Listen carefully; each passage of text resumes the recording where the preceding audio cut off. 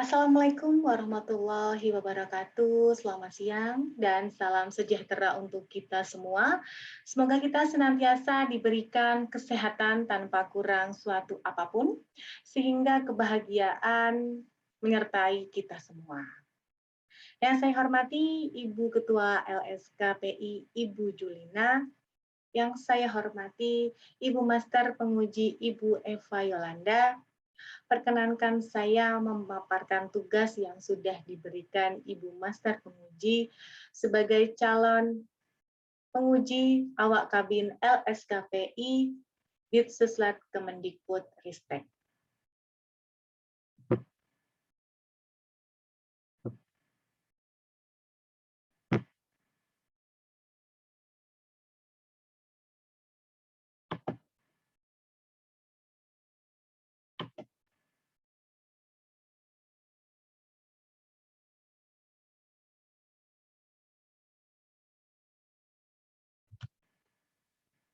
Izinkan saya untuk memperkenalkan diri terlebih dahulu. Nama saya Andi Hermina Ayu.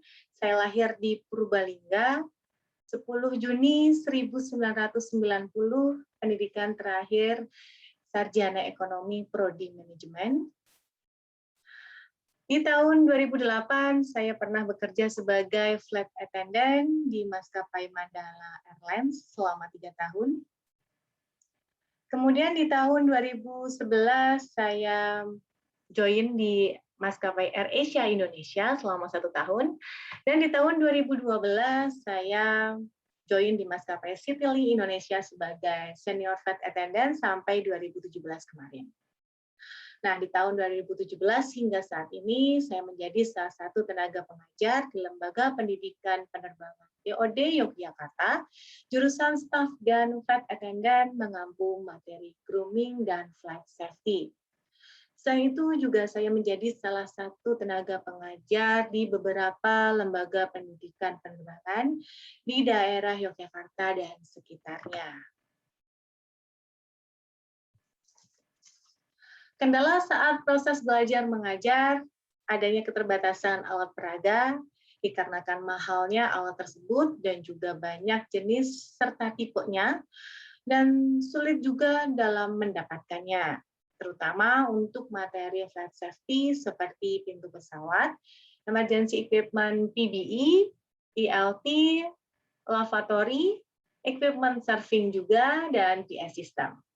Selain alat peraga, juga ada bahasa-bahasa penerbangan yang belum familiar didengar oleh siswa, sehingga membuat siswa sedikit bingung.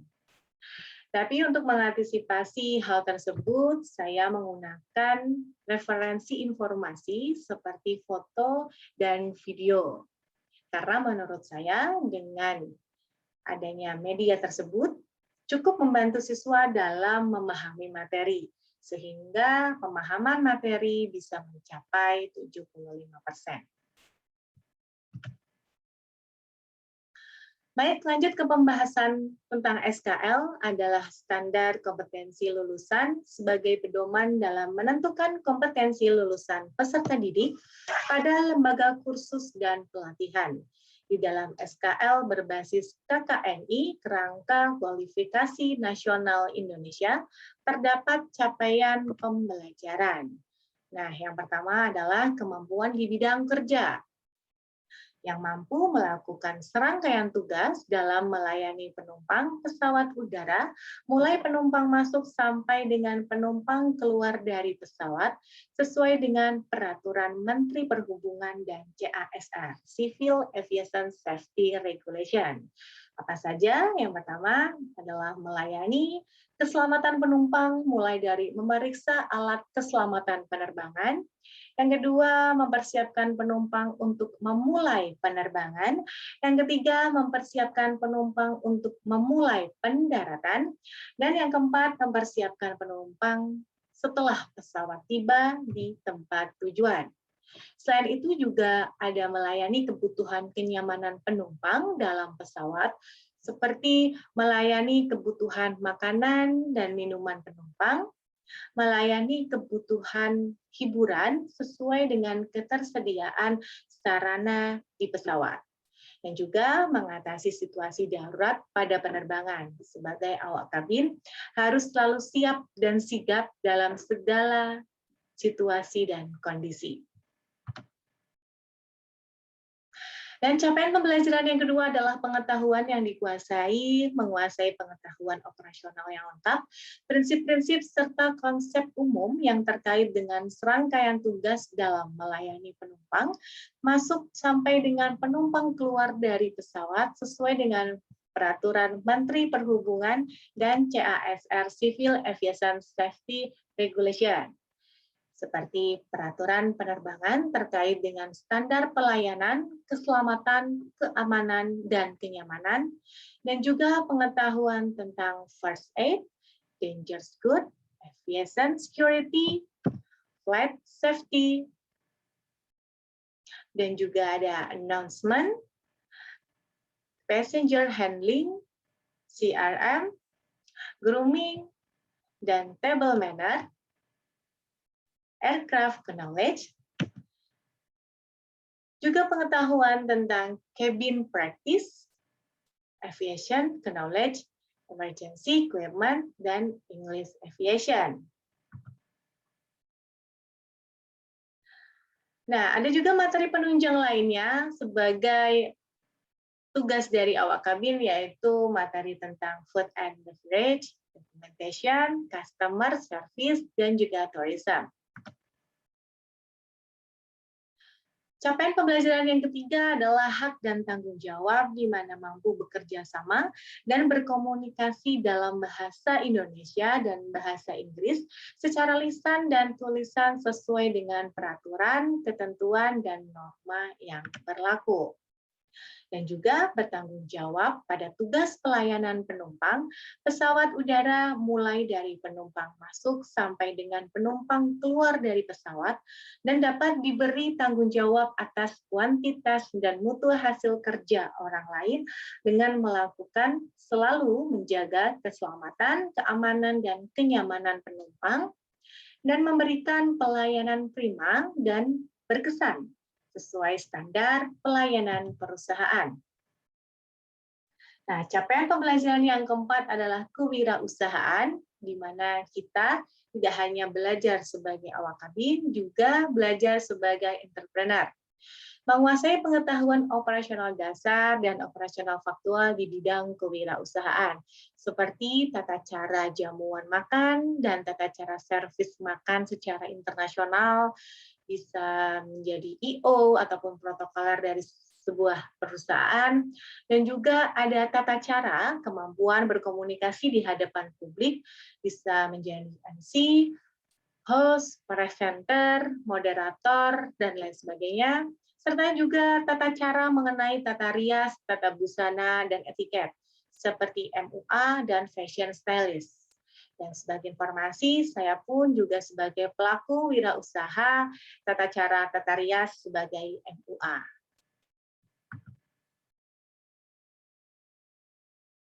Nah, baik, kita ke pembahasan tentang rubrik penilaian. Adalah panduan pedoman untuk penguji dalam melakukan penilaian yang konsisten dan dapat dipertanggungjawabkan terhadap mutu kinerja peserta uji kompetensi. Dalam rubrik penilaian yang berisi elemen kompetensi, indikator kelulusan, komponen penilaian, kriteria skor, dan bobot penilaian. Bobot penilaian sendiri diukur dengan skor, dikotomi, dan politomi. Skor dikotomi untuk parameter sesuai urgensinya dan tidak boleh ada kesalahan atau kekurangan sedikit pun. Terdiri dari skor mayor 2 dan 0 untuk urgensi tertinggi, dan skor minor 1 dan 0 untuk urgensi rendah. Dan skor politomi, skor untuk parameter jika ada kesalahan atau kekurangan, masih bisa ditolerir. Terdiri dari skor relatif 2, 1, dan 0, dan skor opsional Y dan T. Nah, selanjutnya masuk ke dalam gagasan terkait DUDI ataupun dunia usaha, dunia industri. Dengan adanya siswa mengikuti uji kompetensi yang sesuai dengan SKL dan merujuk ke rubrik penilaian, siswa akan lebih siap untuk masuk ke dalam dunia usaha dan dunia industri karena mempunyai nilai tambah tentang pengetahuan, kemampuan, dan pengalaman karena ketiga faktor tersebut sangat dibutuhkan dalam dunia usaha dan dunia industri. Selain itu juga menghadapi tantangan era 4.0 dengan adanya teknologi yang semakin canggih dan serba digital, perlu didukung dengan kemampuan soft skill dan hard skill. Jadi, para siswa diharapkan mampu mengerti di dunia digitalisasi, seperti pemanfaatan sosial media sebagai salah satu sumber referensi informasi, menjadikan siswa mendapatkan informasi-informasi terbaru tentang penerbangan.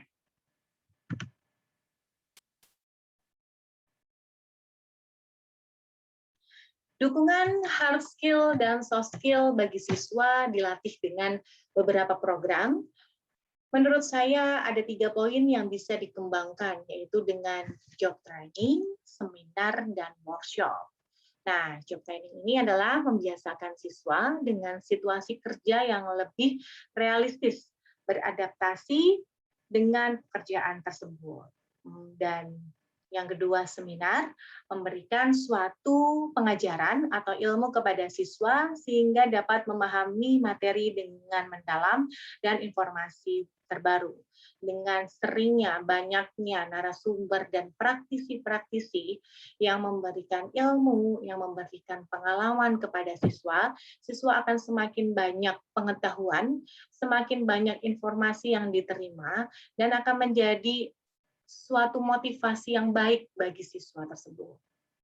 Yang ketiga adalah workshop. Suatu workshop tidak hanya penyampaian materi, namun juga diadakan praktik untuk mencari solusi dari masalah yang dibahas dalam workshop.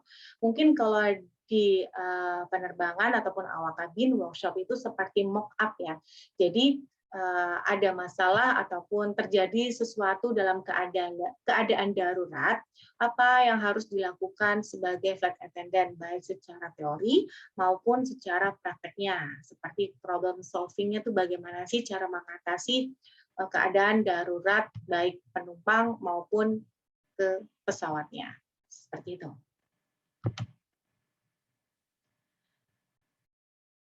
Baik, job training menurut saya penting bagi siswa mengikuti program OJT karena dengan program tersebut memiliki manfaat yang banyak yang bisa diperoleh, yaitu yang pertama siswa bisa mempraktikkan ilmu yang didapat secara praktek maupun pendidikan secara langsung. Dan juga siswa mendapatkan pengalaman secara langsung di lapangan karena dibimbing oleh orang-orang yang berkompeten di bidang tersebut, baik secara materi pendidikan dan secara praktek. Dan yang ketiga adalah membantu siswa untuk beradaptasi dengan lingkungan baru sehingga akan membentuk mental dan kesiapan mereka sebelum terjun langsung di pekerjaan yang sebenarnya. Dan yang keempat, membangun jejaring link yang akan bermanfaat bagi siswa tersebut dan juga lembaga pendidikan. Semakin banyak teman, semakin banyak relasi, kita akan menjadikan semakin banyak pula informasi yang kita berikan dan terupdate untuk dunia penerbangan. Yang kelima, mendapatkan akses dan kesempatan bagi siswa untuk mempelajari tentang sebuah perusahaan dan mengasah kemampuan siswa baik secara soft skill dan hard skill. Dan ini adalah strategi for success menurut saya sendiri. Yang pertama adalah dengan learning, dengan adanya kita belajar, pasti akan semakin banyak ilmu yang kita dapatkan. Dan yang kedua adalah knowledge, kita akan mendapatkan pengetahuan mengenai materi tersebut. Dan yang ketiga adalah training. Dengan kita berlatih, semakin banyak kita berlatih, semakin sering kita berlatih, kita akan semakin mampu dan siap masuk ke dalam dunia usaha dan dunia industri. Dan yang keempat adalah teamwork, kerjasama, tim, bagaimana kita bisa bertoleransi, berempati satu sama lain di dalam lingkungan kerja maupun industri. Dan yang kelima adalah communication, kita berkomunikasi secara baik sehingga menghasilkan experience. Dari kelima poin tersebut akan menghasilkan experience atau pengalaman yang dimana kita lebih siap dan mampu untuk terjun ke dalam dunia usaha dan dunia industri yang sebenarnya. Jadi kesimpulannya adalah semua memang harus ada belajar, ada kemauan, dan ada usaha, serta didukung oleh faktor-faktor seperti informasi yang terupdate, beserta dengan orang-orang narasumber praktisi yang berkompeten di bidangnya. Baik, sekian presentasi dari saya. Mohon maaf jika ada kesalahan dalam penyampaian materi, serta tutur kata yang kurang berkenan. Pada kesempatan ini, saya meminta tolong agar dibimbing bisa menjadi calon penguji yang berkompeten. Dan tak kalah penting juga, saya mengucapkan banyak terima kasih kepada Ibu Ketua LSKPI, Ibu Julina, dan banyak terima kasih saya ucapkan untuk Ibu Master Penguji, Ibu Eva Yolanda, dan terima kasih juga untuk semua rekan-rekan saya. Semoga kita menjadi tim penguji yang solid dan handal. Terima kasih atas dukungan, guyonan, dan semuanya. Sampai jumpa, dan sekian dari saya. Selamat siang dan salam kompeten.